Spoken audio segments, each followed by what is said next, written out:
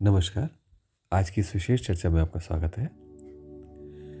आज हम एक ऐसे जीवन की परिकल्पना को समझने का प्रयास करेंगे जिसमें इमोशंस भी है, लॉजिक भी है और सब कुछ एक ऐसे स्तर पर है जहाँ बैलेंसिंग है। यानी कि इमोशंस हम सब में है, लॉजिक भी हम सब में है। बट तीसरा जो बिंदु जो आपको मिसिंग दिखाई देता होगा या अनुभव में आता होगा कि ये कैसे हो गया, वो बैलेंस भी हम में होना चाहिए। अब सभी लोग जानते हैं कि क्रोध करना उचित नहीं है और वो डिसाइड भी करते हैं कि आगे मैं क्रोध नहीं करूँगा, और उसके बाद फिर क्रोध कर लेते हैं। और जिस समय क्रोध कर रहे होते हैं उस समय समझ नहीं आता कि ये नियंत्रण, जबकि पता था कि क्रोध नहीं करना है, तो उनके हाथों से कैसे हट गया, कैसे वो अपने आप में एकदम से उस कंट्रोल को लूज कर गए। क्योंकि जो उनमें बैलेंस रखने वाला बिंदु था वो नहीं था। वो बैलेंस वाली स्थिति अगर उनमें चैतन्य हो गई होती, जागृत होती, तो वो समझ जाते कि करना है, नहीं करना है, ये किस अनुपात में करना है, और उसी के अनुरूप वो अपना व्यवहार करते। तो वास्तव में एक ऐसा जीवन जिसमें प्रेम, करुणा भी हो, लेकिन जिसमें गणित भी हो। एक ऐसा जीवन जिसमें भक्ति भी हो, उसकी मर्यादा भी हो और ज्ञान भी हो। क्योंकि ये अपने आप में एक प्रकार से ऐसा दिखाई देता है कि बिल्कुल विपरीत है। एक हृदय से चलता है और एक मस्तिष्क से चलता है। तो जो हृदय से चलता है यानी हमारे भाव, यानी हमारी भक्ति, अब ऐसे में उसके साथ अगर हम बहना शुरू करेंगे तो ये कैसे संभव हो पाएगा कि हम मस्तिष्क के साथ भी जी सकें। क्योंकि मस्तिष्क तो गणित लगाना शुरू कर देगा। वो तो ये कहेगा इतने बजकर इतने मिनट पे हमें वहाँ पहुँचना है, और उसका कारण बताएगा। तो ऐसा क्या है और ऐसा क्या करें कि इन दोनों के बीच एक सामंजस्य बैठ जाए, एक बैलेंस हो सके। और ये दोनों, हम आश्चर्यचकित हो जाएंगे जान करके, बैलेंस होते हैं एक तीसरे बिंदु पर, जिसे बैलेंसर कहते हैं, या जो हमारे अस्तित्व का केंद्र है। अगर हम वहाँ पहुँच जाते हैं तो अपने आप ही ये दोनों के दोनों बैलेंस हो जाते हैं। और बहुत सरल सी चीज़ है, अगर आप सोच के देखिए, हमारा हृदय बिल्कुल एक संगीत के वाद्य की तरह है, बाजे की तरह से है, इंस्ट्रूमेंट की तरह से, म्यूजिकल इंस्ट्रूमेंट की तरह से। जैसे आप मान लीजिए आपने गिटार ले लिया या सितार ले लिया। अब इसको मानिए कि आपका हृदय है और इसके तार जो हैं वो ढीले हैं, तो कैसा गाना, संगीत इसमें से उत्पन्न होगा। या इसके तार बहुत टाइट है तो कैसा संगीत उत्पन्न होगा। और फिर उस संगीत के टूटने और बिखरने का भी डर रहेगा। तो बिल्कुल इसी प्रकार से अगर आप देखें, जो हमारे बीच में कुछ लोग होते हैं अड़ोस पड़ोस में, रिश्तेदारी में, जिनको आप देखेंगे जो इमोशनल है, उनके इमोशंस ऐसे हैं कि कहीं पर वो बहुत ज़्यादा एकदम से बह जाते हैं और उनको बेवकूफ़ बना जाते हैं सामने वाले। ये सब समस्या उनको देख करके आपको समझ में आती होंगी या वो खुद बतलाते होंगे।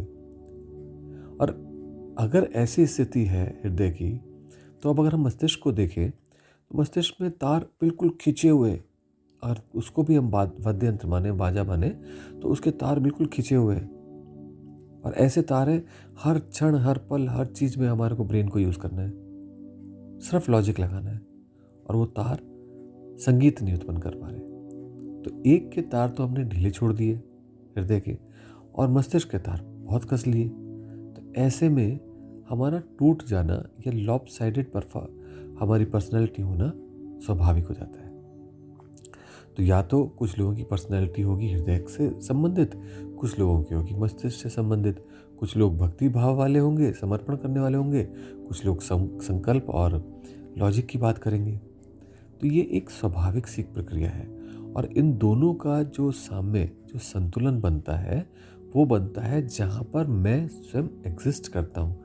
यानी जहाँ पर आप स्वयं हैं, उसमें ये सब कुछ बैलेंस्ड है।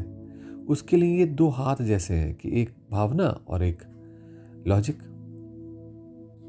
वैज्ञानिकों ने भी पाया है कि हमारे मस्तिष्क के दो भाग हैं, उन दोनों को दो हेमिस्फीयर कहा जाता है, लेफ्ट हेमिस्फीयर और राइट हेमिस्फीयर। एक लॉजिकल थिंकिंग से संबंधित है और एक भावनात्मक इमोशनल तरीके से संबंधित है।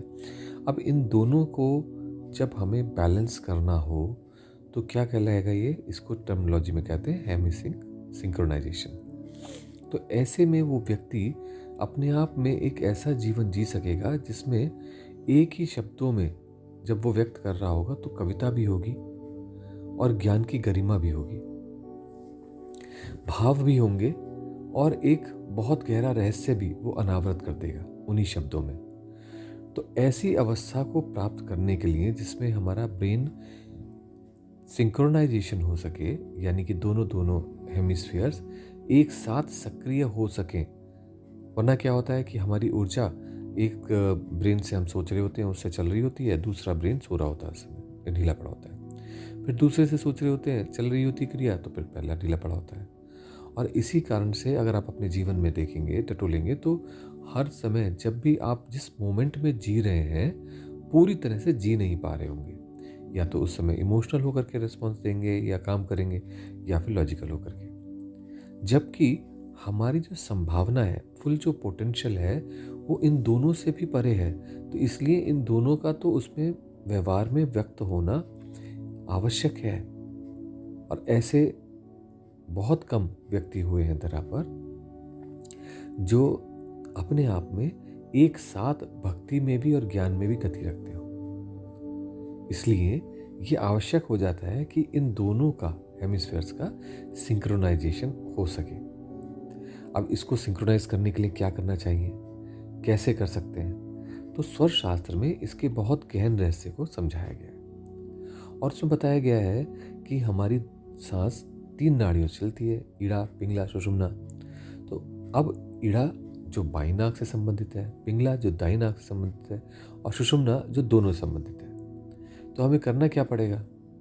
हमें कुछ ऐसा प्रयोग करना पड़ेगा, ऐसा प्रयास करना पड़ेगा जिसके माध्यम से ये दोनों के बीच में जो गैप्स हैं पहले उन्हें ख़त्म किया जा सके और दूसरे स्तर पर इन दोनों को सिंक्रोनाइज करके एक साथ अपने जीवन में गति की जा सके।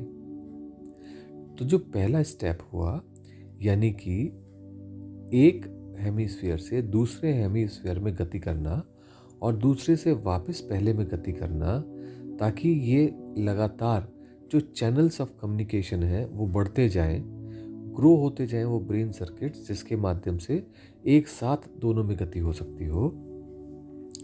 तो वो प्रयोग करना, वो अभ्यास करना बहुत आवश्यक हो जाता है। अब इसके बहुत सारे प्रयोग हैं और गहन प्रयोग हैं, लेकिन एक ऐसा प्रयोग जिसके को आप सभी कर सकते हैं, जिसमें गुरु की दीक्षा की आवश्यकता नहीं, उसमें आप नेचुरली करते हैं। स्वर शास्त्र एक ऐसी विद्या है जिसको हम नेचुरली स्वयं कर रहे हैं। जिस समय हम इसको कॉन्शियस होकर के, चैतन्य होकर के अनुभव करना, संवेदनशील से अनुभव करना शुरू करते हैं, तो हमें समझ में आता है कि अच्छा वहाँ गए थे, ऐसा हुआ था क्योंकि उस समय ये चल रही थी ना, या ये ऐसी व्यवस्था बनी थी। तब आपको उसके रहस्य स्पष्ट होने, उजागर होने शुरू होते हैं। अदरवाइज वो तो चल ही रही है। बहुत बार कोई रोग बढ़ रहा होता है, आप उसको अपनी नाक को देखिए कौन सी नाक चल रही है, दूसरी करवट लेट जाइए तो दूसरी नाक चलने लगेगी। जैसे दूसरी नाक चलेगी वो रोग अपने आप ही कम होना शुरू हो जाएगा। तो ऐसा गहन रहस्य है जिसको स्वरोदय कहा गया है, उसके माध्यम से हम अपने इस हेमिसिंक को बैलेंसिंग कर सकते हैं, हेमिस्फीयर्स को बैलेंसिंग कर सकते, सिंक्रोनाइज कर सकते हैं। और इसको करने के लिए जो सबसे सरल प्रयोग है, उसके लिए आपको जैसा हम कहते हैं हर बार, नॉर्थ की ओर फेस कीजिए, आसन बिछा के बैठिए, रीढ़ सीधी रखिए, सुखासन, सिद्धासन, पद्मासन, कोई भी आसन लगा लीजिए। और उसके बाद एक प्राणायाम होता है जिसको कहते हैं नाड़ी शोधन। इसके माध्यम से आपका सारी नाड़ियां शुद्ध होनी शुरू हो जाती हैं और उनमें ऊर्जा का प्रवाह बहुत स्पष्ट रूप से प्रारंभ हो जाता है। अगर कहीं कोई ब्लॉकेज वगैरह भी हो, वो भी साफ हो जाती है। तो हमें यही तो चाहिए कि सब कुछ क्लीन हो जाए और उसके अंदर फिर ऊर्जा का स्वच्छ और संपूर्ण प्रवाह हो सके, जिससे सिंक्रोनाइजेशन हो सके। और सिंक्रोनाइजेशन कैसे होगा? जैसे अभी हमने कहा कि अगर हमारा राइट ब्रेन यानी कि हेमिस्फीयर, राइट हेमिस्फीयर अगर बाई नाक से जुड़ा हो और लेफ्ट दाई से जुड़ा हो, तो हमें करना क्या होगा? हमें सिर्फ सांस को एक तरफ से जब हम खींचेंगे तो वो सेंसेशन उस तरफ से आ रही है, और जब दूसरी तरफ करेंगे, निकालेंगे, तो दूसरी तरफ चली जाएगी। तो इस प्रकार से हमारी सेंसेशन का मूवमेंट होता रहेगा। इसमें सांस आना ब्रेन के दूसरे भागों से नियंत्रित होता है, लेकिन उसको देखना जो यहाँ पर महत्वपूर्ण है कि मैं इधर से ले रहा हूँ, इधर से ले रहा हूँ, उसका प्रयास करना, वो हमारे इन लोब से कंट्रोल होता है। तो आपको अब तो समझ आ ही चुका होगा कि आपको बाई नाक से दाई नाक को बंद कर लीजिए, बाई नाक से सांस लीजिए, बाई नाक को बंद कीजिए, दाई नाक से छोड़ दीजिए, फिर दाई नाक से सांस लीजिए, फिर बाई नाक से छोड़ दीजिए। यानी कि एक तरह साइड से रेचक करें, सांस निकालें, और उसी तरफ से फिर पूरक करें, और फिर दूसरी नाक से रेचक करें और वहाँ से पूरक करके वापस पहली नाक से फिर रेचक पूरक करें। यानी कि एक ऐसी साइकिल जिसके अंदर आप एक नाक से सांस लेते हैं, दूसरी से निकालते हैं, दूसरी से लेते हैं, पहली से निकालते हैं। इस प्रकार से ये एक सरल सा प्राणायाम है, श्वास प्रश्वास की विधि है। इसको कीजिए। जब आप इसको करना प्रारंभ करेंगे और इसके साथ अपनी संवेदना को जोड़ के रखेंगे, तो स्वतः ही पाएंगे कि आपके अंदर एक शांति सी उतर रही है। ये शांति और कुछ नहीं है, ये बैलेंसिंग है। मान लीजिए आपके राइट ब्रेन में, लेफ्ट ब्रेन में एनर्जी ज़्यादा थी क्योंकि आप हर समय लॉजिकली सोच रहे थे, तो अब क्या होगा, वो थोड़ी सी एनर्जी फ्लो होकर के, जैसे पानी नहीं बहता है ऊंचाई से नीचाई की ओर, वो लोअर पोटेंशियल की तरफ यानी राइट हेमिस्फीयर की तरफ भी चली जाएगी। अगर राइट ज़्यादा एक्टिव हो रखा होगा किसी का, तो वो लेफ्ट की तरफ भी आ जाएगी, और एक प्रकार से बैलेंसिंग सी होने लगेगी। और जो बैलेंसिंग है वही हमारे व्यक्तित्व को परिवर्तित कर देगी, हमारे रिस्पॉन्स को, रिएक्शंस को, एक्शंस को बिल्कुल बदलना प्रारंभ कर देगी। तो ये एक प्रकार से हमारे पूरा जीवन को परिवर्तित कर देने वाली प्रयोग होगा। तो इसलिए ध्यानपूर्वक इस प्राणायाम को कीजिए, नित्य कीजिए, ये सिर्फ फायदा ही देगा। आज के लिए इतना ही। अगली बार फिर एक ज्ञान विषय पर चर्चा करेंगे। नमस्कार।